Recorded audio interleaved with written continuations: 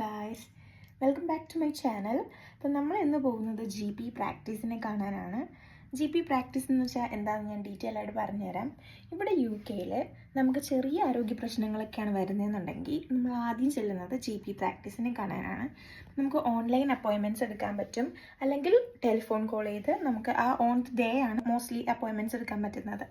Okay, അപ്പോൾ അവർ നമുക്ക് തരുന്ന അപ്പോയിൻമെൻറ്റ് കറക്റ്റ് സമയത്ത് നമ്മൾ അവിടെ ചെല്ലുന്നു.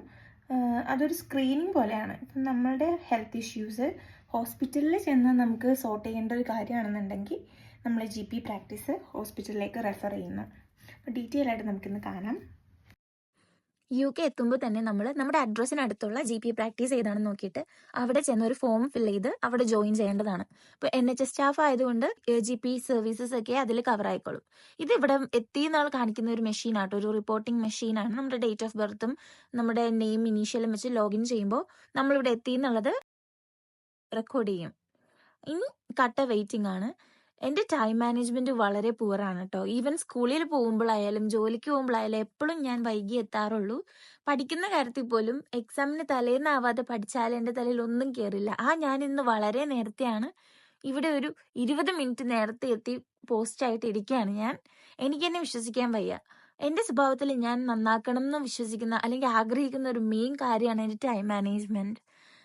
ഇപ്പം നമ്മുടെ സമയം ഏകദേശം അടുത്തു, ഉടനെ എന്നെ വിളിക്കും.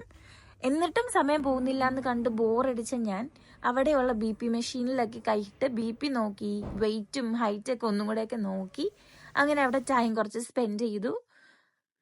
ഈ മെഷീൻ കൊള്ളാട്ടോ. പക്ഷെ എൻ്റെ ബ്ലഡ് പ്രഷർ ചെറുതായിട്ട് ലോവർ സൈഡിലാണ്. ഇത് പക്ഷേ നോർമൽ ബ്ലഡ് പ്രഷറിന് ഏകദേശം പറയാം 100/50. അപ്പോൾ നമ്മൾ GPനെയൊക്കെ കണ്ടു, കാര്യങ്ങളൊക്കെ സോർട്ട് ചെയ്തു. ഇനി നമുക്ക് ബ്ലഡ് ടെസ്റ്റ് ചെയ്തിട്ടുണ്ട്. അപ്പോൾ എന്തെങ്കിലും ആവശ്യം ഉണ്ടെന്നുണ്ടെങ്കിൽ അവർ നമ്മളെ കോൺടാക്ട് ചെയ്യും. മാക്സിമം GPയുടെ അടുത്ത് സോർട്ട് ചെയ്യുന്ന ഇഷ്യൂസ് എനിക്കിതുവരെ വന്നിട്ടുള്ളൂ. പിന്നെ ആകെ ഒരു തവണ എൻ്റെ കൈ ഡ്യൂട്ടിയുടെ ഇടയിൽ പൊള്ളിയപ്പോൾ എനിക്ക് ഇവിടുത്തെ ഹോസ്പിറ്റലിലെ സമയത്തായിരുന്നു. അപ്പോൾ കാഷ്വാലിറ്റിയിൽ കാണിക്കേണ്ടി വന്നു. ഇവിടെ എമർജൻസി ANE എന്നാണ് പറയുന്നത്, ആക്സിഡൻറ്റ് ആൻഡ് എമർജൻസി.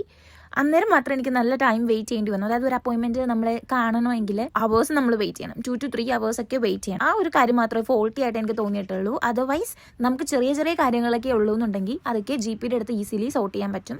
അങ്ങനെയുള്ള കാര്യങ്ങൾ GPയുടെ അടുത്ത് അപ്പോയിൻമെൻറ്റ് എടുത്ത് പോവുകയാണെങ്കിൽ നമുക്ക് എല്ലാം പെട്ടെന്ന് ഷടപടയെ കഴിഞ്ഞ് വീട്ടിൽ തിരിച്ചു വരാം. ഇന്നത്തെ എൻ്റെ ഈ വ്ളോഗ് നിങ്ങൾക്ക് ഹെൽപ്ഫുൾ ആയെന്ന് വിശ്വസിക്കുന്നു. UK-ൽ ആദ്യമായിട്ട് വന്ന് എല്ലാ കാര്യങ്ങളും എങ്ങനെയാണ് ചെയ്യേണ്ടതെന്നൊക്കെ സോർട്ടായിട്ട് എടുക്കാൻ കുറച്ചധികം സമയം എടുക്കും. അത് നോർമലാണ്. ഇതുപോലെ യൂസ്ഫുൾ ആയിട്ടുള്ള വ്ളോഗുമായിട്ട് വീണ്ടും കാണാം. ബൈ.